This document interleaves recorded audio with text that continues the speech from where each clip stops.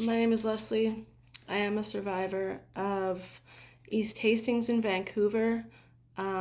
It can be compared to the Canadian version of Skid Row in Los Angeles.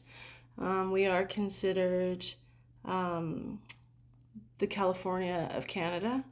I don't live there anymore. I am a resident of Calgary, Alberta. I have lived there for 10 years, but for 2025 and a couple of months of 2024, I lived in Vancouver.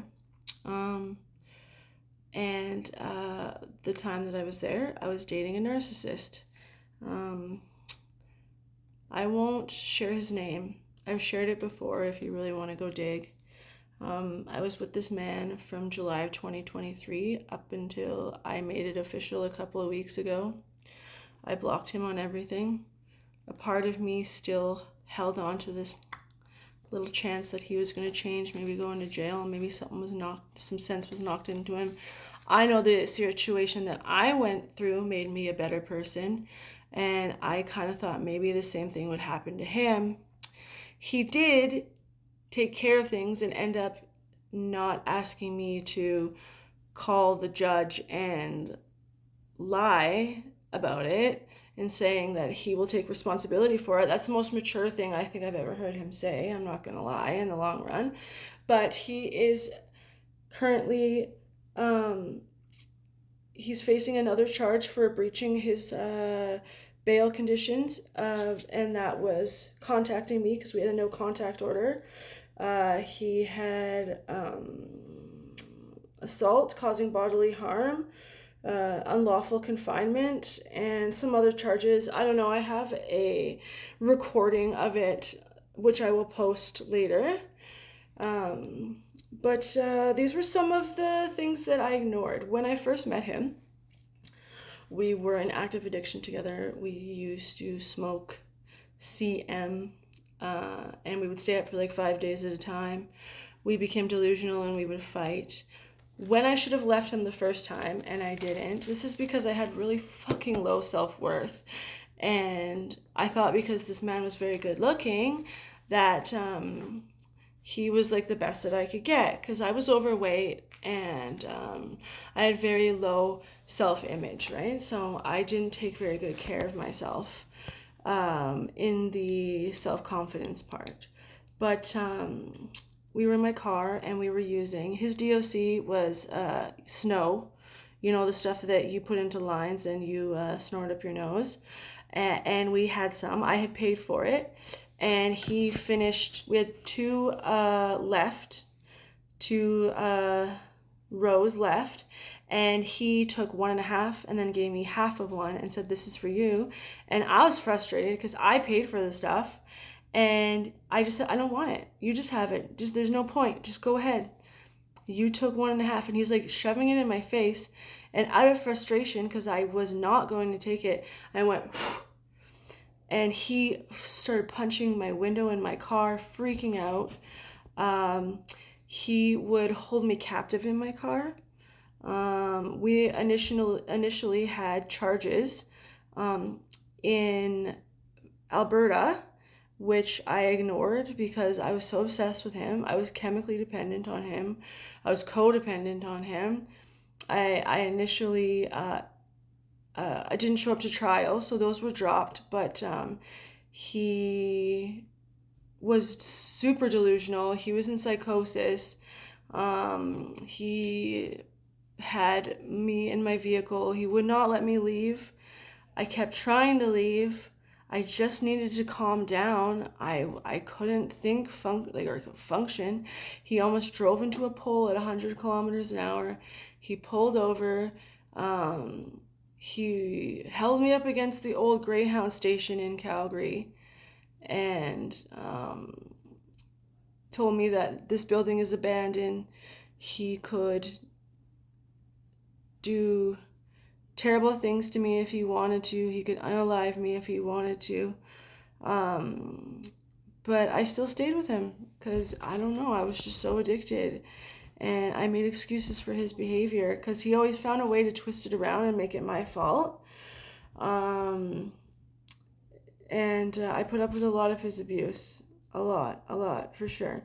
But there's things that he was very narcissistic. Everything was like a constant competition. Like, if I was like, oh, I had a great day today, he'd be like, oh, well, I had a great day today too, and I found $10 on the ground. Like, you could not ever have a moment he would compare it to something else, because his level of insecurity and jealousy was so intense that you could not have anything. You were constantly compared to, and your thunder was always stolen. Always. And I don't mean to overgeneralize, but it was always like he could not let you have anything, ever.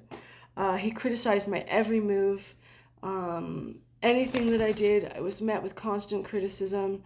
I was nagged. I was put down. My appearance, he's like, I could get a 10, and I, trust me, like, I could have the hottest girl in the world. Like, you should be lucky that you have me as a boyfriend.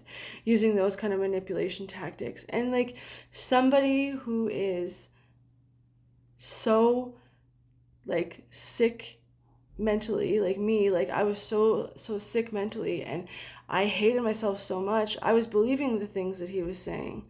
When we would have any kind of conflict or a challenge, instead of working together, he would make the situation 10 times worse by fighting and causing, like, just not being able to handle any kind of stress. So he would freak out and ask me like a billion questions, and then I would get overwhelmed, and I'd be like, let's just work on this together. And then it would turn into this huge 3-hour ordeal when all we had to do was put our heads together and work against the problem, not against each other. So we would be in situations that, like, he would choose to be in, and then once we were there, he would just complain about it constantly. He hated social situations. I'm a social butterfly, so if I was talking to a man for more than hello, how are you, uh, as soon as I left, I was a whore and a slut and all these nasty names, and all I was doing was just trying to be friendly and make friends. Um, every 5 minutes, do you love me? Do you love me? Do you love me? Do you love me? Like, to the point where I was just like, stop fucking asking me if I love you. Like, it's starting to get frustrating. Like, how many times can I tell you that I love you? To the point of, it's just so much constant external validation. Like, his level of self-love for himself was so fucking low that he just could not understand that somebody could actually love him. I put up with this guy for 2 years. I don't know how. Uh, he would believe everybody else but me, and he treated everybody else better. Like, he treated his friends better. He treated strangers better. Like, there was nothing that I just was always lower than him, and he always had to be number one. He was like, I'm an alpha. But the only person that I ever saw him fight was me. I'm the only person that I saw him hurt.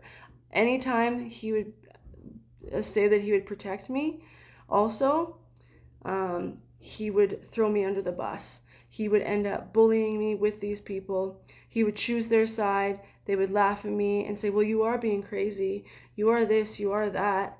And I'm like, you're supposed to be my partner.